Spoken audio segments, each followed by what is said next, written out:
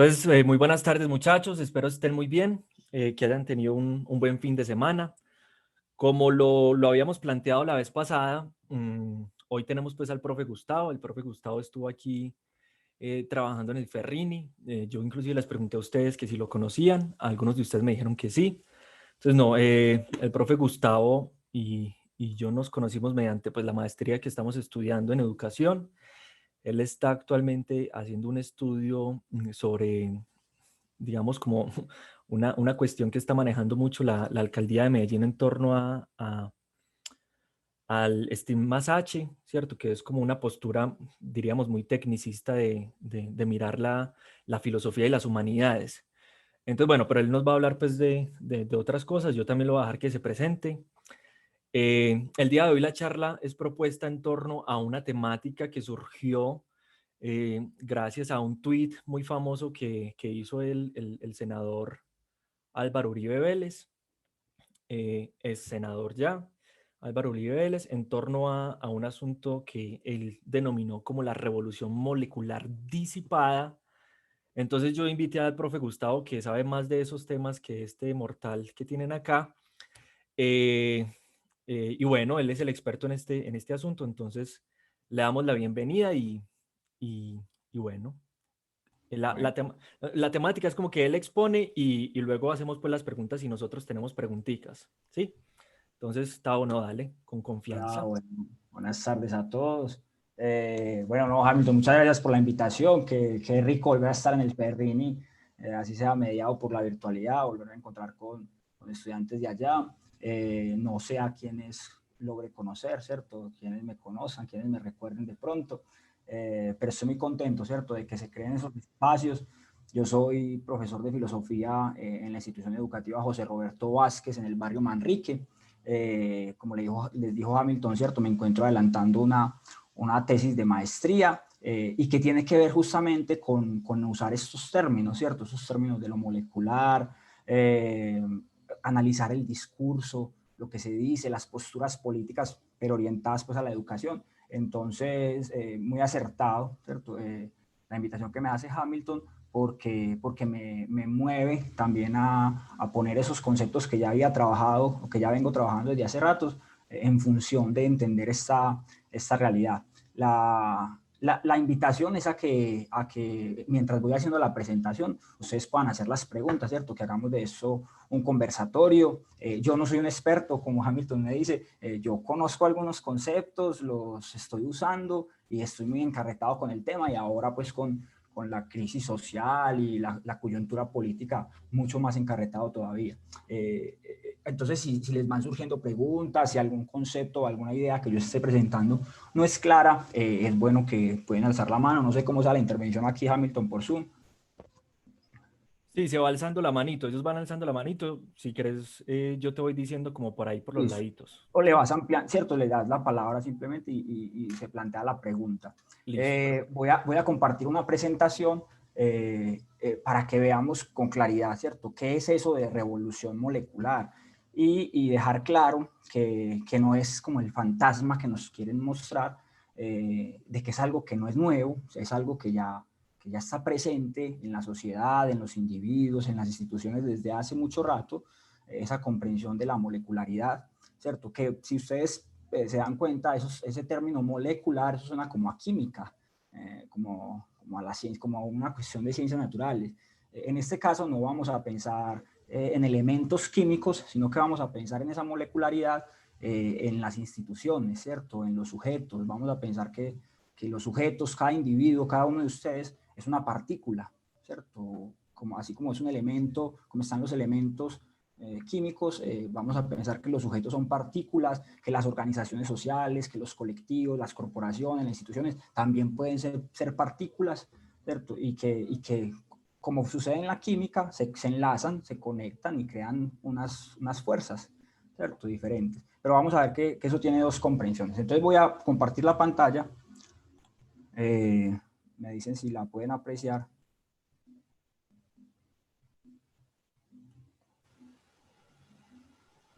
¿La ven? Hola, ¿están viendo la pantalla? ¿Sí me escuchan? Hola. Hola.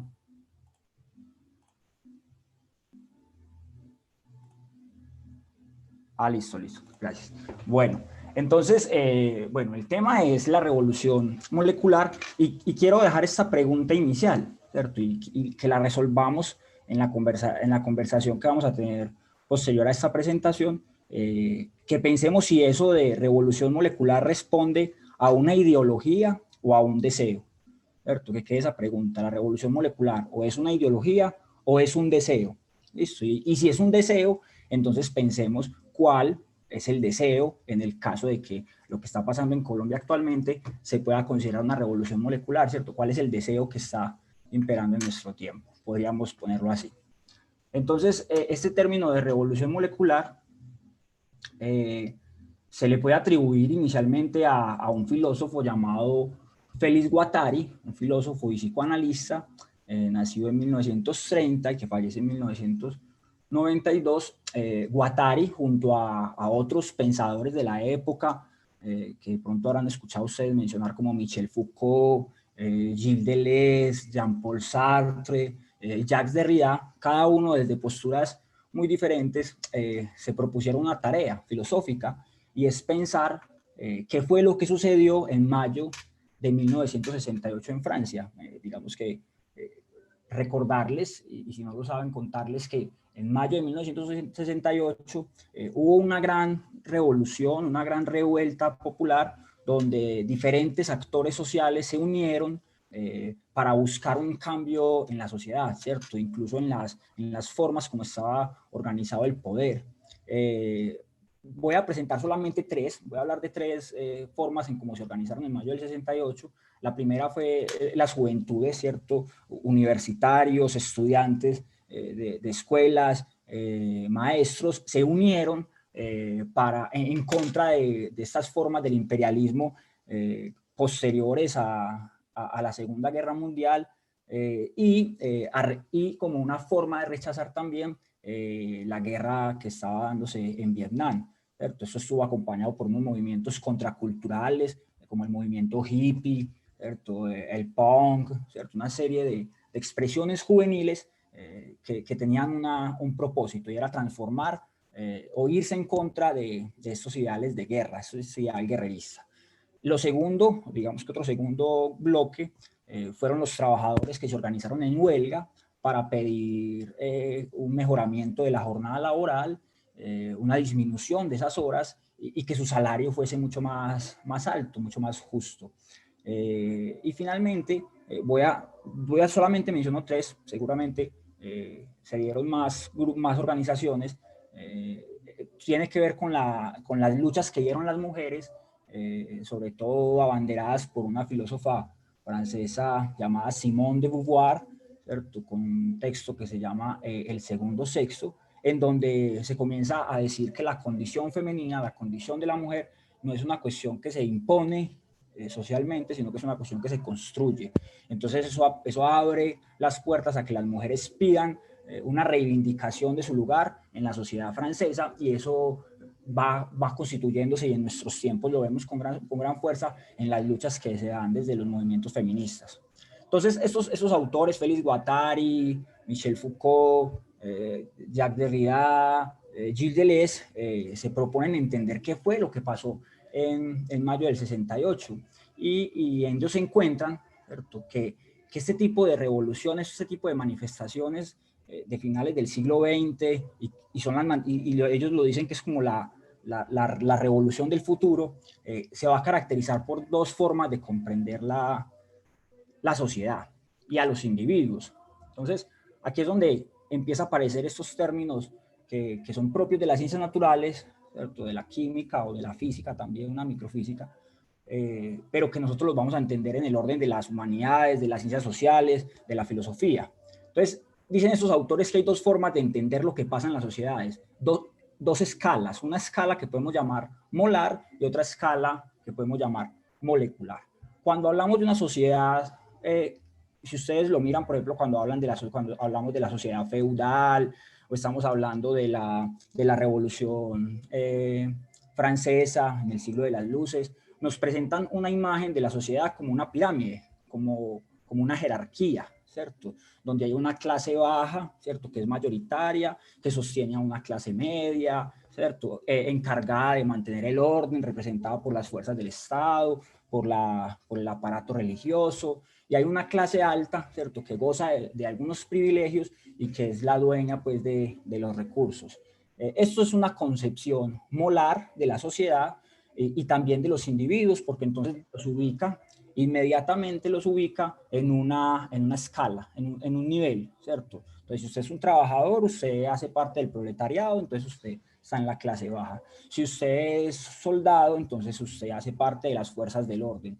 Si usted es un político, un dirigente, entonces usted hace parte de la clase alta y es la que maneja el poder.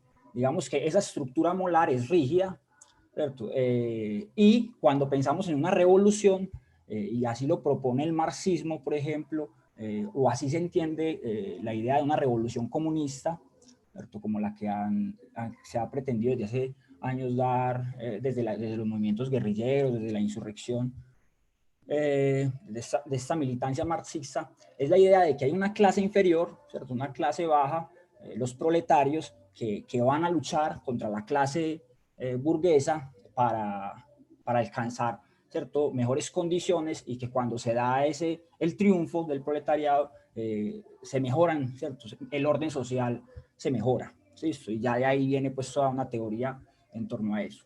Eso es una escala, es una forma de entender la sociedad. Lo que propone Guattari, lo que propone Deleuze, Foucault, digamos que Foucault en cierta medida, no completamente, es que hay una organización molecular también de las sociedades. Entonces, si miramos en la estructura anterior, uno puede decir que hay un soldado, ¿cierto? Desde lo molar, ese soldado hace parte de las fuerzas del orden, pero resulta que este soldado es cristiano, ¿cierto? Entonces, por su fe cristiana, también haría parte de un asunto religioso, ¿cierto? Pero resulta que este soldado es desplazado de la violencia y su familia no tiene buenas condiciones. Entonces, ese soldado, aparte de que hace parte de las fuerzas del orden, también tiene que ver con la clase baja, con el proletariado. Entonces, lo que ellos plantean, que plantean esos filósofos franceses, es que hay que entender que la sociedad no es rígida, no es jerarquizable, no tiene una estructura, es más bien desestructural, ¿cierto? Y que lo que hay son pequeños grupos, ¿cierto? Pequeñas partículas que se unen unas con otras, que cambian de forma. Listo, ya enseguida vamos pues como a profundizar en cada uno. Si hay preguntas hasta el momento, adelante, o si está claro, me dicen y continúo. Hasta el momento nadie ha alzado la mano, entonces, y no me han escrito al chat, entonces podemos Pero continuar. está claro, listo. Sí, sí. Supondremos que está claro. Bueno, entonces veamos un poco ejemplos de cómo es entender la primera estructura, la primera escala, que es la molaridad, lo molar.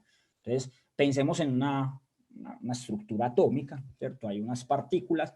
Desde lo molar se piensa que la sociedad está organizada, ¿cierto? Que hay unos centros que tienen el poder, que hay unas ideologías que hacen que los individuos se conecten, ideologías religiosas, políticas, deportivas, ¿cierto? Hay unas ideas y unas creencias que hacen que la gente se mantenga cohesionada.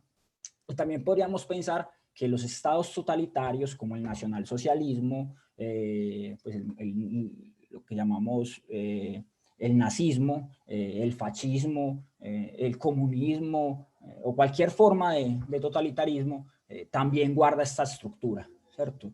Hay unas ideologías que circulan, la gente las cree, las acepta, las rechaza, y se responde a un centro de poder. Eso es pensar que la sociedad está organizadita, estructural. Cuando hablan en estos momentos, cuando el expresidente y ex senador Álvaro Uribe hace un trino en Twitter que dice que lo que está pasando en Colombia, o lo que ha pasado en Chile, lo que ha pasado en Argentina, en Perú, con las movilizaciones sociales, lo que está sucediendo es una revolución molecular. Él lo dice sin entender realmente lo que es una revolución molecular, porque lo que está dando a entender es que hay una ideología que es molecular y que está circulando en todo el mundo, y que todo el mundo se está creyendo el cuento de esta ideología. Es como un nuevo fantasma. Entonces ellos en algunos videos que he visto, ellos presentan, por ejemplo, la revolución molecular y dicen que es el retorno, que la revolución molecular permite que comience un nuevo gobierno de izquierda en Colombia, por ejemplo, o que la izquierda gobierne en América Latina. Entonces la asocian al comunismo, asocian la revolución molecular al socialismo, al castrochavismo, ¿cierto? Pero también uno podría decir entonces que si la sociedad se ha organizado de esta forma a nivel molecular, cuando empezó el uribismo, por ejemplo, también hubo una revolución molecular, ¿cierto? La gente también se tuvo que organizar de alguna manera desde su lugar de trabajo, desde sus clases sociales para aceptar el uribismo. Han dicho que se trata de un tema de izquierda, pero uno podría decir, si se trata de un tema de izquierda, también se trataría de un tema de derecha, también han culpado, ¿cierto? Han puesto pretrismo y entonces empiezan a aparecer un montón de ismos que intentan justificar lo que ellos entienden por revolución molecular. Y lo dejo claro, no es lo que ellos están entendiendo por revolución molecular, es un error. Han intentado relacionar, ¿cierto?, la revolución molecular con las guerrillas, ¿cierto? Decir que esa molecularidad es que las guerrillas se están metiendo en los barrios, en las universidades, que se meten a las marchas, a lavarle el cerebro a la gente para que haga sus estragos y sus acciones, ¿cierto? Y tampoco es correcto porque no se trata de una ideología. La revolución, esto es molaridad, ideologías y todo eso que tiene que ver con formas de pensamiento muy rígidas, son molares, no moleculares. Más fácil, ¿cierto? La molaridad la entendemos muy bien en esta forma, ¿cierto? Cuando nosotros vemos una marcha, nosotros no podemos decir que una marcha social se desarrolla de esta manera, no se está desarrollando como si fuese un ejército dispuesto a la lucha, no lo vemos así, ¿cierto? Lo que nosotros vemos es algo completamente diferente y enseguida entonces miramos qué es eso diferente, en qué se diferencia esta forma rígida de la molaridad con la diferencia flexible de la molecularidad, ¿cierto? Cuando intentan decir, por ejemplo, que hay un asunto ideológico en la revolución molecular, están equivocados porque las ideologías justamente funcionan de esta forma, son explícitas, ¿cierto? Aparecen personajes que son líderes y que intentan orientar a las nuevas generaciones. Lo que está pasando en nuestro país y lo que ha pasado en varias partes de América Latina, no vemos un solo líder, no vemos una única figura a la que hay que hacerle caso, vemos mucha gente, vemos masas de gente expresando sus ideas.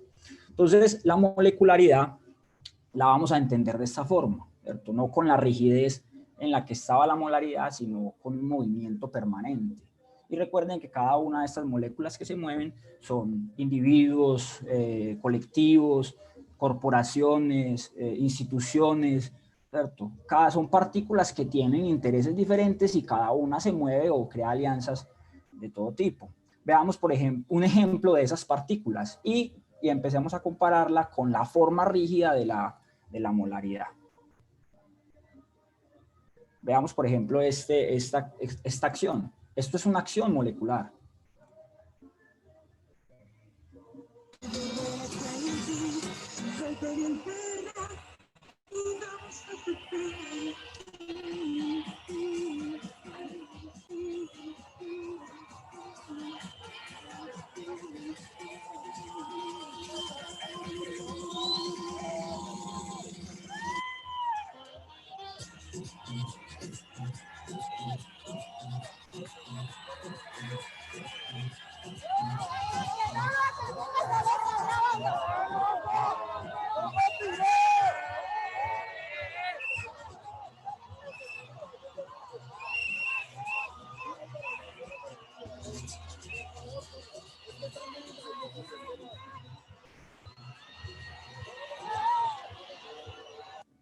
¿Y por qué decimos que esta acción es molecular? Porque lo que vemos allí es el deseo de tres chicas trans, ¿cierto? Un deseo, no podríamos definir cuál es el deseo que ellas tienen, solamente ellas podrían decirlo. Sin embargo, ese deseo que se pone de manifiesto se enfrenta a las fuerzas duras del Estado, pero no desde la violencia, sino desde el arte, desde la música, desde la transgresión, ¿cierto? Incluso se trata de incomodar, ¿cierto? Incomodar toda la rigidez del Estado y no las podrían agredir porque su acto no es vandálico, no es violento, es una forma de lucha y de resistencia muy diferente, es molecular, hace parte de su acción. Sin embargo, esa pequeña molécula es capaz de esa pequeña partícula es capaz de traer otras partículas, de atraer otras partículas. El mismo hecho de que yo la use para esta presentación tiene ese efecto ya molecular. Bueno, veamos otra forma de esa molecularidad y es, por ejemplo, esas partículas. Resulta significativo ver que, a diferencia de lo que muestra una idea, una concepción molar rígida de la sociedad, lo que pasa en estos tiempos es que grupos que se han considerado opuestos, las barras bravas, por ejemplo, o las barras simplemente, los hinchas de fútbol, que se han considerado opuestos, que incluso han tenido confrontaciones fuertes en días pasados, hoy están dispuestas a crear una alianza, ¿cierto? A no chocar, justamente porque las une un mismo deseo, un mismo interés. Y si usted le pregunta a cada uno de los hinchas por qué está marchando, podría dar una definición completamente diferente, ¿cierto? Es decir, que no hay una idea única que está orientando su accionar. Podríamos pensar también, ¿cierto?, en que la molecularidad justamente se trata en crear nuevos signos. Una revolución molecular surge cuando se crean nuevos signos, cuando se crean nuevas imágenes, cuando aparecen nuevas formas de resistencia. Si queremos ver la revolución molecular en su máxima expresión, cuando escuchemos un cacerolazo, allí está la revolución molecular, porque no podemos decir a ciencia cierta por qué cada una de las personas toca la cacerola. Todos la tocan desde intenciones diferentes. Sin embargo, hay algo allí que las mantiene unidas y que hace que ese sonido de la cacerola se amplifique, sea amplio. Por eso, en la revolución molecular, no es la fuerza, no es la violencia lo que domina, sino que es el arte. El arte se vuelve entonces la forma de resistencia, porque es el arte el medio a través del cual se pueden crear nuevos símbolos, nuevas imágenes. Los carteles que vemos que sacan a las marchas, los bailes, las danzas, todas esas actividades performativas, todos los discursos, las canciones, ¿cierto? Todo lo que se puede crear, incluso los mismos memes, son ya parte de esa molecularidad.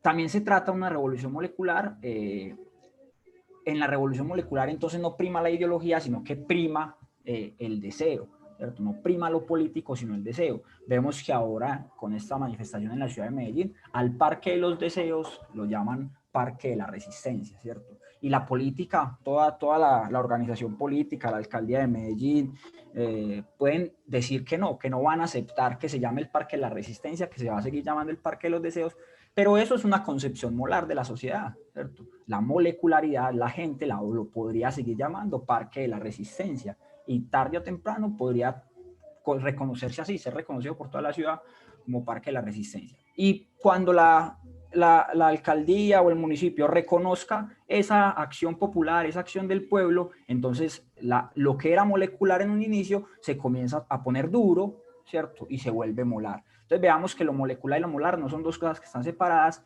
sino que son como dos etapas o dos momentos diferentes en la comprensión que se tiene de la sociedad. Entonces finalmente nosotros vemos como las expresiones artísticas son tan grandes que se logra crear un único deseo, un deseo colectivo, y que nos empieza a mover incluso a nivel sensible, a nivel espiritual. Comenzamos a valorar cosas que quizás no estábamos valorando, un asunto tan importante como la vida en este tiempo. ¿Listo? Y entonces, por ejemplo, tenemos el caso actualmente de una partícula, ¿cierto? De una partícula que se movía en Pereira, ¿cierto?, libremente, y que la rigidez, ¿cierto?, de las balas atrofian su vida, ¿cierto? Yo no sé, por ahí dicen que está vivo, ¿cierto? Entonces no, que está como en recuperación, es Lucas Villa, pero lo que vemos allí es cuando lo molar, lo rígido se encuentra con aquello que es flexible. Entonces, y con este video cierro entonces la presentación.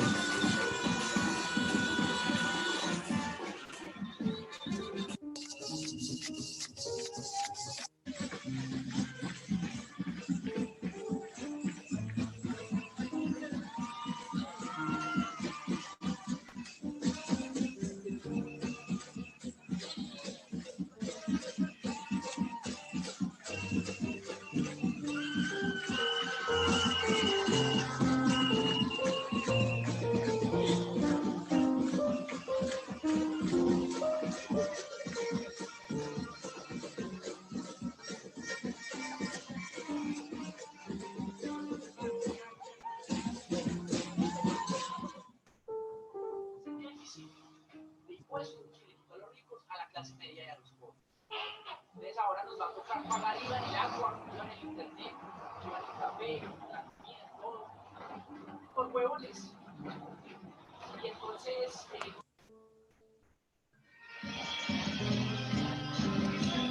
¡Nos están matando en Colombia!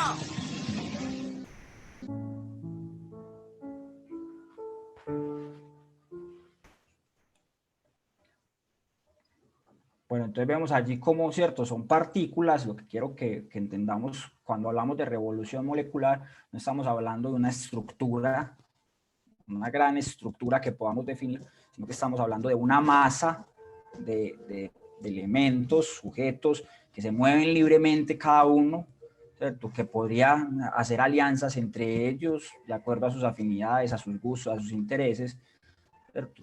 Y que empiezan a transformar la organización de la sociedad, ¿cierto? Empiezan a cambiar el rumbo que tienen las sociedades. Eso es justamente lo que es una revolución molecular. Y detener una revolución molecular no es posible, ¿cierto?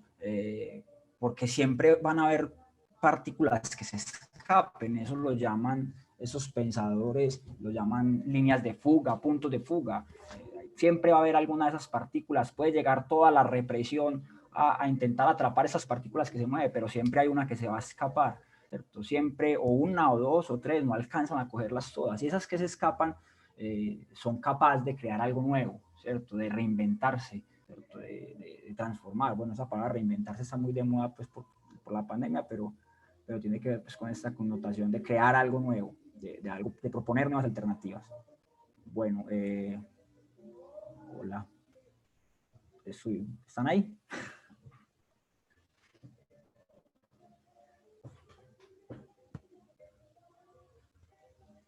Hola.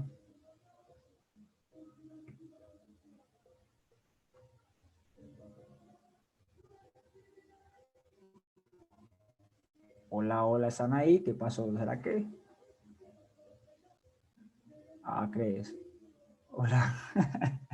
Bueno, no sé, ¿qué preguntas tienen? Es claro es claro la forma como presento el tema. Hay, Hamilton como que tuvo problemas, soy yo el hospedador ahora, soy yo el profe. Están muteados, pues, qué falla. Pero entonces no sé, yo no sé manejar Zoom, pues lo he manejado muy pocas veces, entonces no sé cómo darles la palabra. A ver, yo veo si puedo hacer algo. O si, ¿a quién va a alzar la mano? No, yo no puedo, dice solicitar permiso. No, no puedo, no los puedo, no, esperemos que Hamilton regrese entonces porque no veo la forma de darles palabra.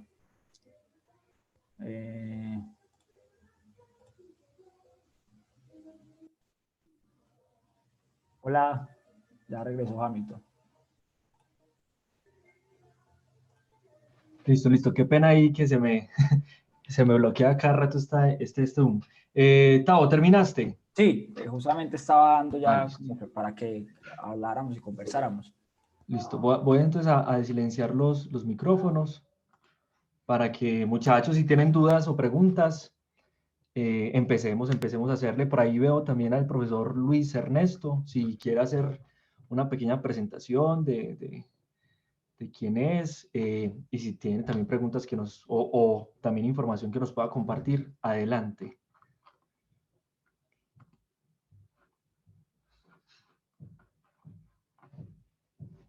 Si no, yo sí tengo preguntas, pues.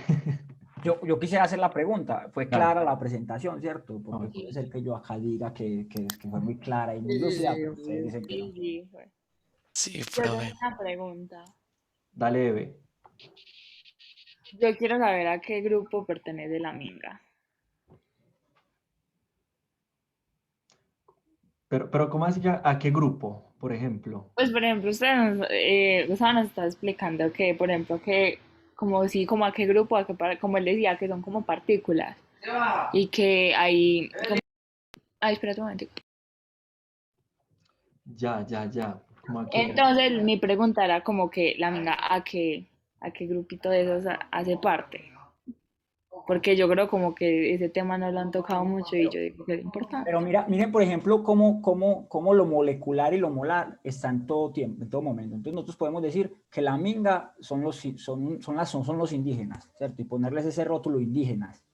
¿cierto? Entonces, cuando los metemos en un conjunto que se llama indígenas, ya son molares, ¿cierto? Porque ya adquieren una rigidez. Pero entonces, si vamos a mirar en esos indígenas, como que hacemos un zoom y nos metemos adentro de eso que llamamos indígena, vamos a encontrar que son los Misak, que son los Aruacos, que son, ¿cierto? Que hay un montón de comunidades indígenas en el país, ¿cierto? Que es un montón, incluso la gran mayoría del sur de Colombia, ¿cierto? Y que cada uno tiene sus diferencias, ¿cierto? Y si nos adentramos en una comunidad, nos vamos a, hacemos nuevamente zoom, ¿cierto? Entonces podemos decir que son los Misak, ¿cierto? Entonces vamos a mirar los Misak, y entonces ya llamarlos Misak, eso es molar, ¿cierto? Y entonces les mostramos toda su cultura, todas sus tradiciones, y eso es rígido, pero cuando empezamos a entrar en su dinámica cultural, nos damos cuenta que ellos tienen chistes, que ellos hacen canciones, que ellos usan, no necesariamente tienen que usar trajes tradicionales, sino que también tienen celular, ¿cierto? Y entonces nos damos cuenta que hay un montón de particularidades. Lo que se hace desde esta idea de lo molecular es siempre buscar las particularidades, las diferencias, muchas diferencias, buscar la diferencia. Cuando vemos que algo ya está muy consolidado y muy claro, lo que se hace es buscar una diferencia, algo que se diferencie, que surja la multiplicidad. No sé si fue claro, Evelyn. Sí, sí, sí. Sí, muchas gracias. Muy teso y muy interesante el asunto, porque uno piensa como inmediatamente, todavía tenemos mucho la idea de la estructura, de atacar el poder estructural, ¿cierto? Y es como que, bueno, allá están los ricos, acá están los pobres, o aquí está la clase baja y allá están los burgueses y todo el asunto, pero uno ve que son como múltiples, las voy a llamar como identidades, ¿cierto? Y como vos decís, si le hacemos como zoom y cada vez más zoom, entonces yo puedo entrar como en el grupo de profesores, pero a su vez también grupo de profesores estudiantes, pero a su vez grupo de profesores estudiantes cristiano, pero, ¿cierto? Grupo de profesores estudiante cristiano, izquierdoso, entonces hay como un montón de cosas ahí que uno dice y que por eso es tan difícil como de captar, ¿cierto? Yo como con eso tengo varias cositas. Por ahí salió Iván Márquez a hacer también no sé si podríamos llamar como una arenga, pero así como decir como que pueblo, únanse. Entonces todavía está como muy en la estructura de lo molar, perdón, ¿cierto? Ajá. Entonces yo tengo como en torno a eso una pregunta, porque aquí los pelados siempre me han estado preguntando eso y es, profe, ¿y nosotros qué hacemos? ¿Cierto? Nosotros desde nuestra condición de estudiantes limitados, ¿qué se puede hacer? Y yo les decía pues muchas veces como comunicarse, pues comunicarnos, informarnos, porque por ahí hay un asunto, un elemento que está rondando mucho y es como que de qué sirve montar o poner una imagen, ¿cierto? Vos ¿qué tenés para decirles a estos muchachos de eso? Pues justamente, si la idea es entender el carácter positivo, no positivo porque sea bueno, sino creador, ¿cierto?, de la revolución molecular, cuando yo comparto una imagen, yo no sé qué efecto tiene esa imagen sobre los que la van a recibir, ¿cierto? Cuando yo comparto, no sé, cuando comparto un video de una agresión a la policía, así pongámosla, yo no sé qué efecto va a tener eso en el que la recibe, ¿cierto? Sin embargo, ahí hay una acción ya que va movida por mi deseo, pero que va a ser recibida con el deseo del otro, ¿cierto? La revolución molecular tiene efecto justamente cuando esos deseos se empiezan a tener como cierta afinidad. Son deseos diferentes, pero comienzan a afinarse o a tener una misma sintonía, que es lo que está pasando. Nosotros vemos hinchas de fútbol, vemos maestros, vemos sindicatos de trabajadores, vemos vendedores informales, vemos la masa poblacional. Vean una marcha y vemos un montón de gente diversa, comunidades LGBTI con todas las diferencias que tienen dentro de sí, ¿cierto? Podemos ver incluso sacerdotes protestando en este momento, vemos por ahí los jesuitas, vemos un montón, y no podemos decir que todos son guerrilleros, como lo han pretendido hacer, o que todos son vándalos, o que todos, eso es imposible ya, eso no se puede hacer porque ya no nos une, le da movilización, y eso es lo que logran identificar esos autores franceses, estos manes muy tesos, es que la población, que las sociedades ya no se comportan verticalmente, ya no hay relaciones verticales en el poder, sino que el poder es, todos tenemos algo de poder, ¿cierto? Todos participamos del poder, establecemos nuestras relaciones. Lo que estamos haciendo acá es una expresión de eso, ¿cierto? El simple hecho de que mi deseo como profesor de filosofía, el deseo de Hamilton como profesor de ciencias sociales, el deseo de ustedes como estudiantes inquietos por la situación del país, nos lleve a reunirnos acá para hablar de este tema, es ya expresión de esa molecularidad, partículas dispersas cada uno con sus deseos y con sus intereses que se reúnen con cierta sintonía. Resultado de esto puede haber algunos que digan, no, que va la revolución molecular, ¿eso para qué? Puede haber otros que digan, uy, qué bacano eso de la revolución molecular, no la están entendiendo como es, ¿cierto? Puede haber otros que digan, yo no entendí nada de lo que este man dijo, ¿cierto? Pero todo eso hace parte de este gran movimiento, ¿cierto? No, y ya depende de cada uno, ¿cierto? Nosotros también como sujetos, como individuos, tenemos esas dos partes, lo molar y lo molecular. Molar, Gustavo Adolfo Molina, licenciado en filosofía, profesor de ¿cierto? Todo lo que me defina como una estructura. Molecular, entonces ahí vienen mis gustos, la música que me gusta, no sé, las películas que veo, las palabras que uso, ¿cierto? Y eso, por eso toca ya después con otros asuntos, con el psicoanálisis, con la psicología, con todo lo que tiene que ver con el deseo. Ese concepto, ese término deseo es fundamental para esos autores.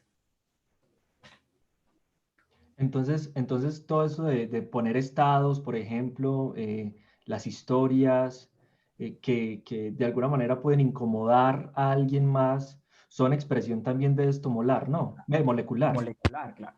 En tanto son expresión del propio deseo y que van a entrar o en contravía o en afinidad con el deseo del otro. O sea, todos tenemos un deseo. Deseamos alguna cosa, deseamos una sociedad mejor, deseamos que todo esto pare, deseamos que el presidente Duque siga en el poder, deseamos que la fuerza pública siga siendo agresiva, deseamos que los jóvenes no vandalicen. ¿Cierto? Todos deseamos de alguna manera. Lo que yo comparto entra desde el deseo que yo tengo y va a entrar a chocar o a entrar en afinidad o a ser indiferente también, a que no le presten importancia. Pero ya en el asunto de la revolución molecular es entender también cuál es mi lugar como partícula. ¿Qué hago yo como partícula para lo que deseo, ¿cierto? Para transformar esta sociedad o para que siga igual. ¿Qué hago yo como partícula? Una cuestión de si voy amplificando la sociedad, tarde que temprano, en esa sociedad me voy a encontrar, ¿cierto? Me voy a ver a mí mismo, uy, yo también hago parte de todo esto. Sí. Chicos, preguntas, dudas, inquietudes. Esto está muy interesante. No, a mí no me quedó muy claro. Porque yo tengo otra pregunta, ¿cierto? Porque antes la revolución se daba por lo que Marx decía del proletariado con conciencia de clase, ¿cierto? Es decir, el proletariado, todos son proletariados, pero ahorita son como identidades múltiples, ¿cierto? Yo puedo ser llamémoslo así, un empresario, pero que apoye el paro. Entonces son como, ya no es simplemente la distancia, sino como que yo soy precisamente eso, molar, o sea, yo soy múltiples cosas con las que me empiezo a identificar y no me dejo como agarrar por una sola idea, ¿cierto? Sino que varía mucho, qué cosa tan, pues muy compleja, pero me parece muy bella, muy bella, muy bella, porque uno al final está definiendo lo que uno es constantemente. Yo en estos días estaba leyendo una cosa y tenía como una definición y era como la unicidad fragmentada, ¿cierto? Somos uno que nos fragmentamos constantemente, ¿sí? Entonces, pues me parece muy bacano, muy difícil también de comprender porque uno diría, bueno, y entonces, con toda esa molecularidad, cómo derrotamos, por ejemplo, o cómo alcanzamos aquellos objetivos que se plantean, ¿cierto? Esa es la gran pregunta. Esa es la gran pregunta, ¿cierto? Porque eso solamente lo podrá decidir el paso del tiempo. La historia en algún momento va a mirar al pasado, digamos, no sé, dentro de unos 40, no sé, 50 años, va a decir, en los albores del siglo XXI en América Latina sucedió esto. Y sucedió esto por esto, por esto, por esto, por esto, por esto. Pero ahí ya todo lo que era molecular se mete en una estructura teórica rígida, ¿cierto? Por ejemplo, nosotros hoy en día hablamos del fascismo, del nacionalsocialismo en Alemania, ¿cierto? Ahora lo definimos desde una cuestión muy rígida, ¿cierto? Entonces Hitler llega al poder en tal tiempo, se da eso, se da la propaganda nazi, no sé qué, se dan las escuelas que forman en esta ideología, y lo contamos como una estructura muy rígida, Sin embargo, eso fue posible porque a nivel molecular el nacionalsocialismo caló entre la gente, ¿cierto? El deseo de los ciudadanos estaba en sintonía con el deseo de Hitler, por así decirlo, ¿cierto? Que es uno de los peligros y es lo que esos autores advierten, ¿cierto? Hay que poner mucho, podemos estar en contra del fascismo, pero hay que estar muy atentos a los microfascismos, a las formas fascistas que circulan. Ejemplo de eso, el titular de prensa de Caracol, ciudadanos versus como ciudadanos e indígenas se enfrentan. No recuerdo cómo es que salió, ¿cierto? En ese enunciado, en eso que dice, lo que hay es un microfascismo, ¿cierto? Es una segregación. Excluye a los indígenas como ciudadanos, ¿cierto? Dice que una cosa son los ciudadanos y otra cosa son los indígenas, ¿cierto? Y eso no tiene sentido en un orden constitucional como el nuestro, democrático. Pero esos son las cuestiones que son peligrosas, dicen esos autores, porque eso es molecular. Y ese enunciado es el que va a calar en la gente, ¿cierto? Eso es lo que va a quedar resonando en la cabeza de la gente, que va a decir, uy, claro, descarados los indígenas, cómo se meten con los ciudadanos. Pues son los hombres, son los ciudadanos, son los de bien, ¿cierto? Porque el ciudadano es el de bien. ¿Cierto? Entonces ahí es donde eso comienza a ser peligroso y por eso hay que estar muy atento a los medios de comunicación, a la prensa, al cine, porque se vuelven, y esos autores lo plantean así, se vuelven armas, ¿cierto? Para orientar el movimiento de esas moléculas a sus antojos, ¿cierto? Con sus fines, incluso para transmitir esas ideologías que quieren hacer de la gran estructura. Sí, porque, pues, chicos, yo voy a hablar porque no los veo hablando. Y bueno, y Tao y yo hace rato no hablábamos de estos asuntos, ¿cierto? Veo como dos cositas. Uno, Trotsky, al analizar la Revolución Rusa, decía lo siguiente, que me parece ir en concordancia con esto que vos dijiste último, y ya vos me corregís o no. Él decía algo más o menos como lo siguiente, es, las masas van a la revolución no porque tengan un plan preconcebido de cómo va a ser la nueva sociedad, sino porque no son capaces de soportar la sociedad que están viviendo, ¿cierto? Puede ser eso así como que, vean, no sabemos, muchos, inclusive la crítica que se le hace desde la derecha al paro es como que los manifestantes ni siquiera saben por qué están manifestando, ¿cierto? Y entonces desde la molecularidad diríamos, no tienen que saberlo. Están marchando por sus deseos y que pueden ser múltiples y variables, ¿cierto? Tal cual. Entonces, eso es una cosa. Y lo otro es que en los chinos, con Mao Zedong y todo el asunto, y bueno, desde Stalin, también empezaron a utilizar una cosa que eran las palabras mordaza, ¿cierto? Y era como el plebeyo, el vasallo. ¿Sí? Una persona que criticaba el fascismo de Stalin y quien no estaba de acuerdo con eso, entonces ahí mismo lo tachaban de plebeyo, vasallo, y yo creo que eso está aplicando de un lado para otro aquí en Colombia, y eso es una tiradera y una afloje de sos un vándalo, pero entonces también sos los ciudadanos de bien, y sos un fascista, sos un uribista y un petrista, y eso ya como que anula a las personas en su expresión, digamos, política. Y por eso en estos días alguien me preguntaba, como Hamilton, pero ¿y esto para dónde va? Y yo haciendo el análisis, yo pues que yo no sé, ni siquiera yo sé para dónde va, porque yo no veo unos líderes claros en torno a esto. Yo lo que veo es la población, ¿cierto? Múltiple, diversa, manifestándose.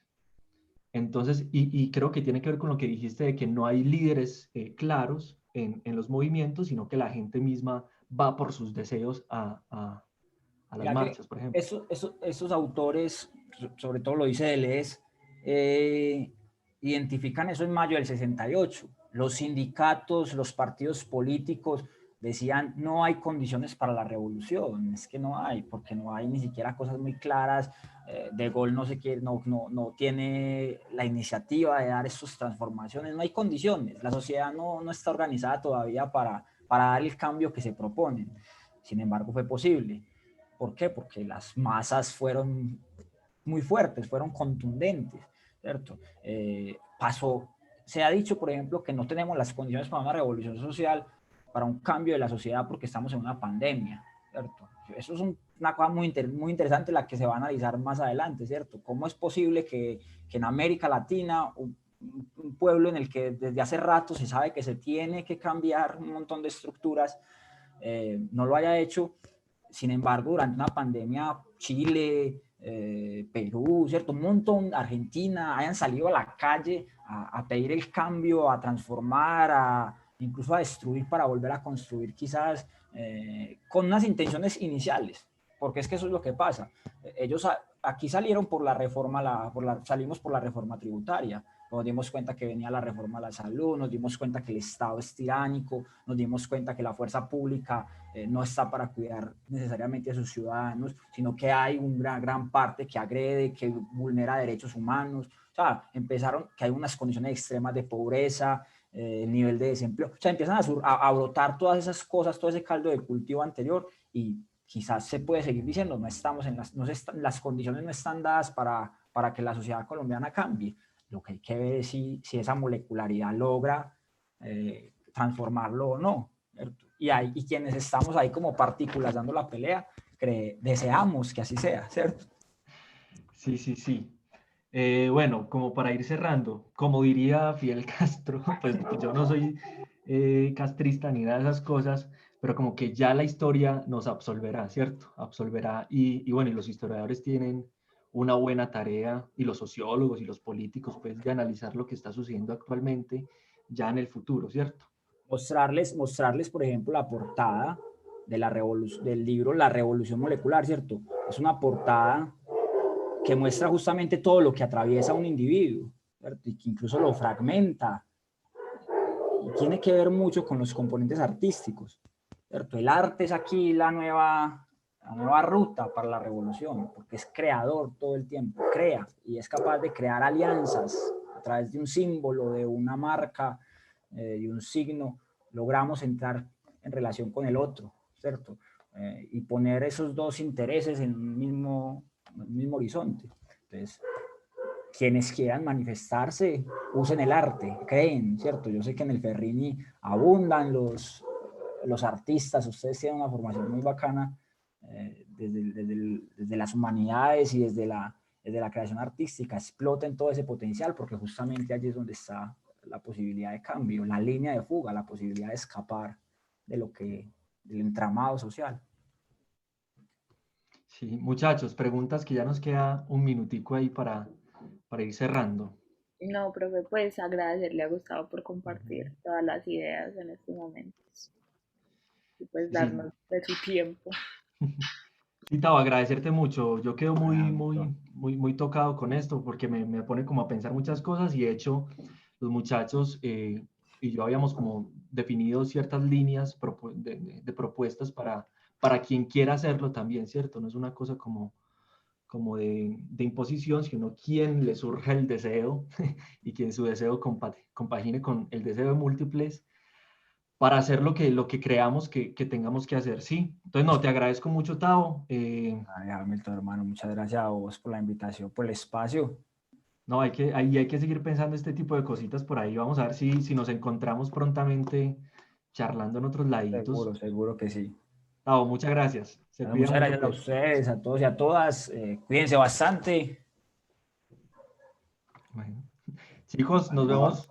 Entonces, Chao. la próxima se cuidan y espero que la próxima vayamos hablando muchas de estas cosas y si tienen preguntas, dudas, inquietudes, eh, las anotamos y por ahí entonces podemos volver a hablar con Tavo siempre y cuando él tenga pues como el tiempito y todo el asunto, ¿sí? bueno, ahí estamos acordando cualquier cosa. Listo, pues. Un feliz día, muchachos. Y Tavo. Chao, nos Todo vemos. bien. Chao, chao. Chao. Gracias. Chao. Chao. Chao, chao. Chao, muchas gracias. Chao, Dani.